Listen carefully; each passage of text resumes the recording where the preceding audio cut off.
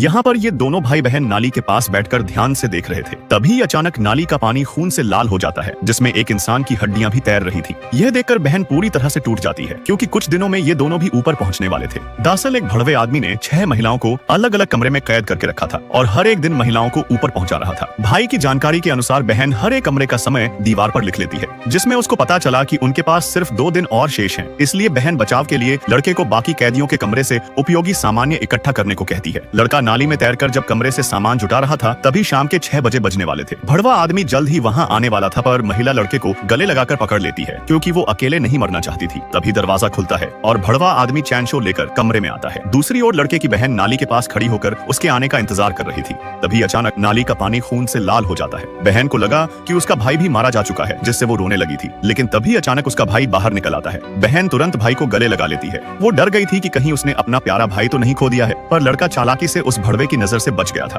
फिर भाई अपनी बहन को एक जरूरी बात बताता है कि उसने भड़वे आदमी को दरवाजा खोलता देख लिया था। उसे पता चला कि दरवाजे के बाहर सिर्फ एक कुंडी लगी है, लेकिन उसको अंदर से खोलना थोड़ा मुश्किल था, क्योंकि कुंडी थोड़ी बड़ी और भारी थी। बहन के पास ज्यादा सोचने का समय नहीं था, क्योंकि आज आखिरी 6वां दिन था। फिर शाम के 6 बजते ही भड़वा आदमी हथियार लेकर कमरे का दरवाजा खोलने आता है। तभी बहन ने बत्ती को बुझाकर कमरे में अंधेरा कर दिया था और भाई को दरवाजे के पास अंधेरे में छुपा दिया था, क्योंकि वो अपना बलिदान देकर छोटे भाई को बचाना चाहती थी। जब भड़वा आदमी उसके नजदीक आता है, तभी बहन जोर से चिल्लाकर भाई को भागने के लिए कहती है। लड़का दौड़कर बाहर जाता है और दरवाजे पर कुंडी लगा देता है, जिससे उसकी जान बच जाती है।